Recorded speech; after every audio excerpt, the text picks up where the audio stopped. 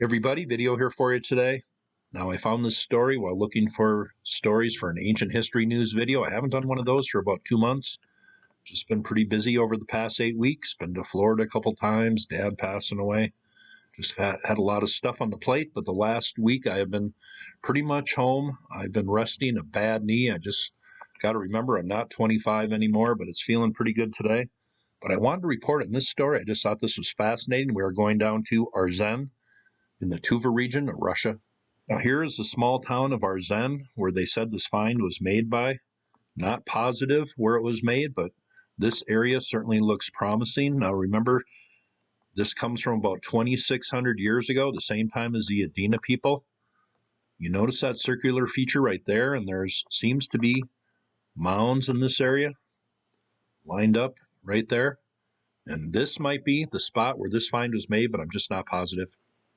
Here's a brand new story from the Siberian Times. Faces of Siberian Tutankhamun and his queen buried 2,600 years ago, reconstructed by science. Modern technology brings back appearances of nomadic nobles laid to rest in a treasure trove of a tomb. And there's a reconstructed look. A couple very important people buried 2,600 years ago, same time as the Adena people were put in structures in Ohio. I just thought this was a very interesting story. People buried 2,600 years ago in a place we don't hear a lot about as far as ancient history. It says, of the king, Moscow anthropologist said, in front of us there is a battle-hardened Scythian warrior carrying his appearance a unique combination of Caucasoid and Mongoloid features. But these people were buried with just a hoard of gold with them. Here is the mound where the discovery was made in 1997 and then was researched in the early 2000s. It says, stunning treasures found inside Arzen II burial in Tuva. And they say this is about 80 meters in diameter. Is this what we're looking at on Google Earth here? Well, this is about 88 meters. Is that the same place? Well, if it isn't, it's probably a like burial. Here's a look at these two in their burial tomb with grave goods here. All ancient cultures seem to believe in the afterlife. That is the way it appears to me. But it says here, the Arzen II burial of the Scythian king and queen, found in 1997 and studied between 2001 and 2003 by a Russian-German expedition, is one of the most extraordinary discoveries ever made by archaeologists. Two teams of anthropologists spent months meticulously building 3D models of the skulls using laser scanning, photogrammetry to then recreate the faces of the people that ruled vast ways of steppes and mountains at the time when the Great Pyramids were getting built in Egypt. It all depends when you think the Great Pyramids were getting built. But here are the 3 steps of reconstructing what this guy looked like, with the one on the right obviously being the final portrait there. And here is the woman. Reconstructed her skull to get a good guess of what she looked like. Here's the skull, the female skull. Here's the male skull. Those appear a little odd. Well, leave your comments below. One thing it did say in the article was the male skull was a little difficult to reconstruct because only half of it remained. So they kind of mirrored the image from the left side to the right side to do the final reconstruction. Here's a look in the museum of the clothing they think these people wore, coming from about 2,600 years ago. So what would that have been? About the 25th dynasty of Egypt about? We are used to seeing gold in ancient tombs in Egypt and Peru and other places where gold was highly symbolic and important. But this place, wow, it says the king and queen described so conditionally by scientists because of the astonishingly rich burial were found in the center of a wooden chamber skillfully hidden from robbers under the 80-meter large mound in the remote Republic of Tuva.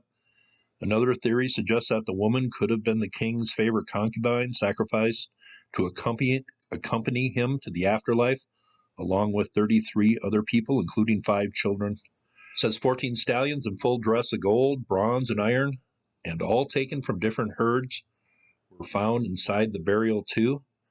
It says covered with 2 layers of larch logs, the royal burial chamber was constructed like a blockhouse and stood inside a second center burial chamber of the same construction. The inside walls of the tomb were covered with felt carpets.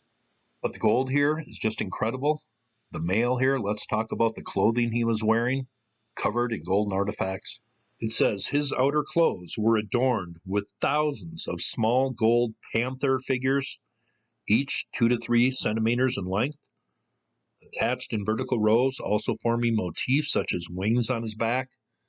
But that is incredible, coming from 2,600 years ago. 1,000 panther motifs, and the panther was important in ancient America, the same time period. It says the queen's decorations were also striking, albeit more modest. She had turquoise beads, golden badges and pins, miniature golden cauldron, golden bracelet, a bag with cosmetics. And it says here on her belt was an iron dagger decorated in gold. It says in all, some 9,300 decorative gold pieces were found here, not including the uncountable golden beads. Put it in another way, there was more than 20 kilograms of gold. And how much is that worth? I can't do that in my head real quick here. It says, including earrings, pendants, and beads, adorning the bodies of the royal couple, all made in what is known as the Scythian art style. It says this is the original Scythian style from the Altai region, which eventually came to the Black Sea region and finally in contact with ancient Greece. It almost resembles an Art Nouveau style. But it says stunning treasures found inside the Zen II burial in Tuva. There's another look at some golden small pendants, turquoise there. Little cauldron, I think that is how that is described. Or maybe that is it right there. I just thought this was a very interesting one to report on 2,600 years ago. What was going on in other parts of the world at that time. But these people seem to be very important. Buried in a log tomb beneath an 80-meter diameter mound. Dressed pretty cool. But the artifacts here, that really blew me away. 20 kilograms of gold. How much is that worth? There's a little homework assignment for you. But pretty amazing artifacts here. 1,000 panther pendants, just a few centimeters across. That is pretty interesting, just thinking about that. They formed designs on his clothing. 20 kilograms of gold found. Here, iron sword with gold inlay. Just enjoyed doing this video today. Just thought I would do that one over some coffee this morning. I'll get this uploaded a little later. Very interesting story. Hope you thought that was cool. And you all have a very nice day.